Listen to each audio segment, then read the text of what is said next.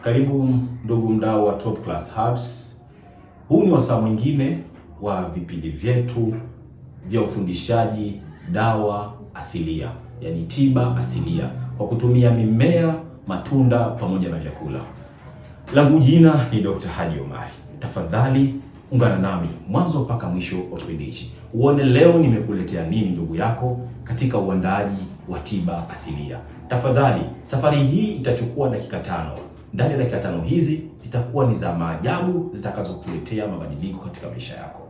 Leo hii tutaandaa kinywaji chetu hichi kwa kutumia nanasi, tango, karoti na limao pamoja na maji. Tafadhali, namna gani tunaandaa?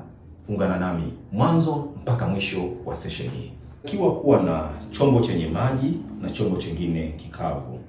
Hivyo utachukua matunda yako vizuri na utaosha vizuri kabisa. Hakikisha maji yanakuwa safi ili kuweza kuhakikisha unapata ule usalama uliokuwa bora zaidi. Unaosha vizuri matunda yako, weka kwenye chombo chengine ambacho ni safi. Utaosha vizuri kisha utahifadhi katika chombo kilichokuwa chengine ni safi cha pili yake. Baada ya kuosha vizuri,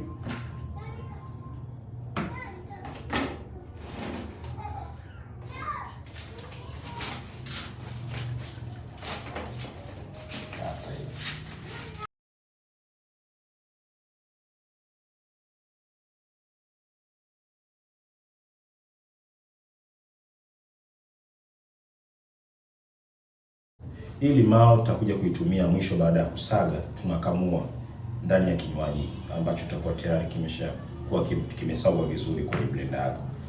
Kwa hiyo utachukua jagi lako la kisagio, kwa maana kwamba blender, utaweka vipande vyako vya nanasi.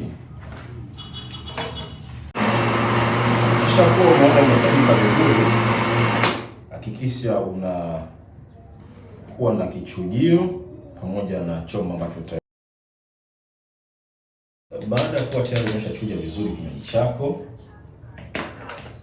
umeshakuwa umekichuja vizuri kinywaji chako hicho, maana ya kwamba sharubati yako ile ulikuwa ukitia matunda katika blender na kuisaga ikiwa imekamilika, unapaswa kuchukua limao. Utachukua limao lako vizuri. Baada ya kuchukua limao, utakata kipande chako cha limao. Tumia kipande kimoja cha limao. Tumia kipande kimoja ama ubale mmoja wa limao. Utatumia ubale wako mmoja wa limao. Kamulia maji ya limao ndani ya juisi yako. Kamulia maji ya limao ndani ya juisi yako. Na hapo utakuwa umekamilisha sharubati yako. Sharubati yako itakuwa imekamilika. Baada ya kukamilika, kinachofuata ni kunywa.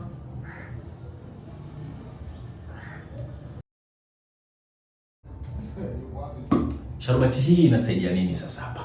Ndipo tulikuwa tunapasubiri wengi zaidi.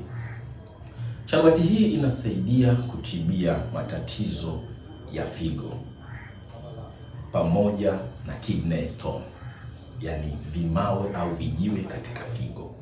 Lakini vile vile pia kwa wale wenye matatizo ya unene na kuwa na mafuta mingi mwilini, sharubati hii inasaidia kuyeyusha mafuta mwilini. Chengine la ziada ni matatizo yote ya mkojo, yani maambukizi ya njia ya mkojo, urine infection. Sharubati hii inasaidia. Ndugu yangu, nikutakia wakati mwema wewe na familia yako. Nashukuru kwa kunisikiliza katika safari yetu ya dakika 5. Langu jina ni Dr. Haji Omari wa Top Class Herbs. Wala nika